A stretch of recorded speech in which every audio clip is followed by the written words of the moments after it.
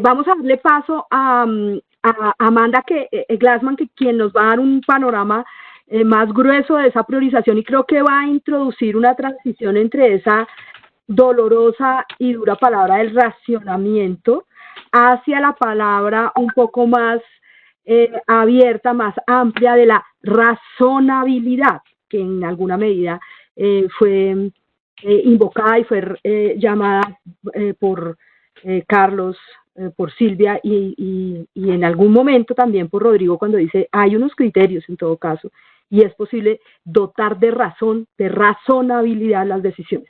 Así que Amanda, bienvenida. Muchas gracias, Claudia, por la oportunidad de estar con ustedes hoy para comentar este tema tan importante. Yo creo que regresando a la presentación de Roberto al principio, hay distintos niveles de priorización, ¿no? Y yo quisiera empezar un poco al nivel poblacional y de salud colectiva y pensar cómo priorizar a ese nivel, qué se va a hacer y con qué resultado en salud queremos pensar como objetivo.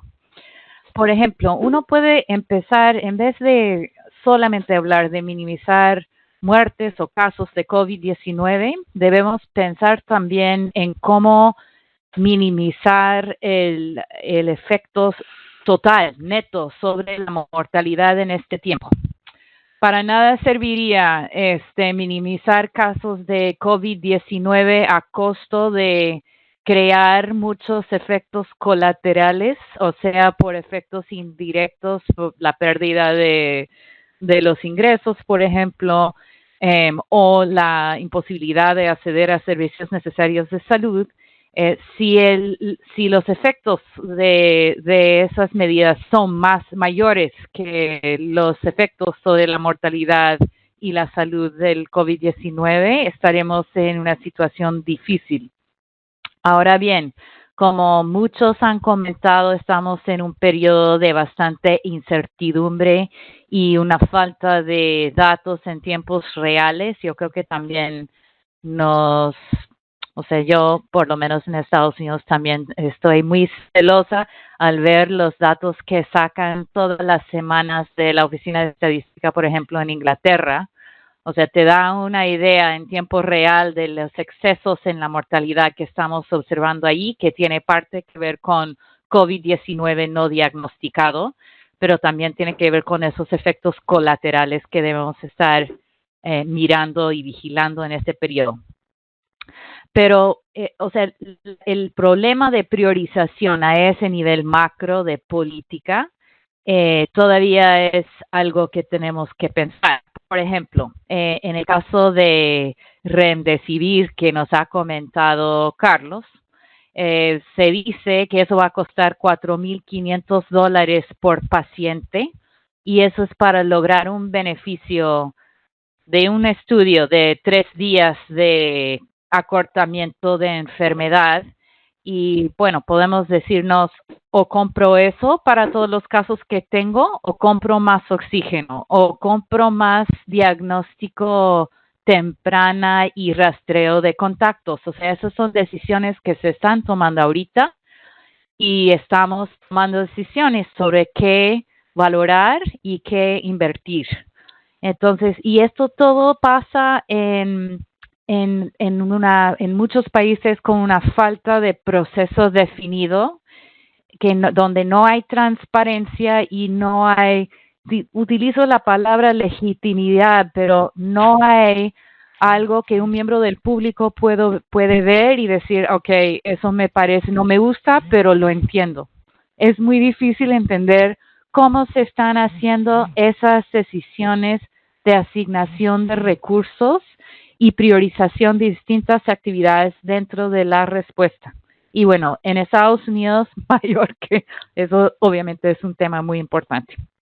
Quiero un poco detenernos sobre el tema de los procesos transparentes de decidir cómo vamos a priorizar el gasto en estas circunstancias y que reconocemos donde hay mucha incertidumbre y falta de datos.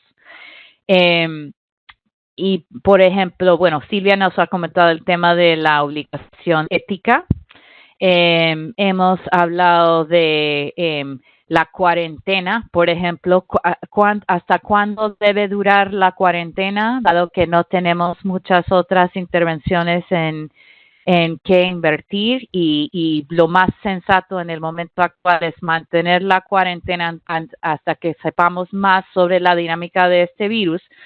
Pero para aumentar el debate, o sea, hay un estudio actuarial de Sudáfrica que sugiere que la cuarentena genera 29 veces más muertes que el COVID, que las vidas salvadas por el COVID-19.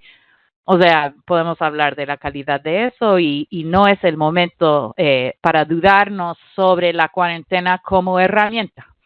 Pero como estamos viendo mucha ampliación de casos y muertes en algunos países a pesar de cuarentena, nos dice algo sobre la efectividad relativa y el esfuerzo que te vamos a poner en eso. O sea, también hay un costo político al implementarse todas estas medidas de salud pública y necesitamos alguna manera de insertar evidencia y transparencia en esas decisiones que se están tomando, porque tienen costos muy reales y tiene beneficios también reales que hay que reconocer. ¿Qué más podemos comentar? Yo también estoy muy impresionada por los efectos secundarios de la agencia regulatoria en Estados Unidos aprobando o poniendo condiciones sobre la aprobación de biosimilares, por ejemplo, no es FDA, sino otras intereses en el sistema, pero cómo eso tiene implicaciones para el gasto en otros países y las presiones políticas que van a venir. Y cómo podemos pensar, o sea, yo creo que es tarde construir, o sea, es difícil decir ahorita a la gente que va a demandar recibir que no se va a dar. Y tenemos que pensar, bueno, ¿qué tipo de proceso puede existir para limitar esos efectos al futuro?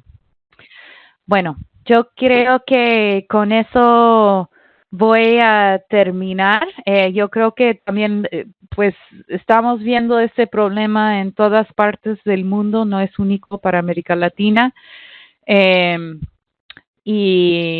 Pero sí es preocupante que sí tenemos bastante rigurosidad en la implementación de las medidas en la mayor parte de países, pero aún así estamos viendo crecimiento de casos y estamos viendo también tasas de fatalidad en hospitales que son más altos que el promedio global visto hasta el momento. Bueno, hay excepciones porque nuestro compañero de Chile nos comentó que están muy bien en esa cifra, pero si uno ve hospitales en Loreto, en Perú, por ejemplo, en parte de México, la panorama no es tan alentadora.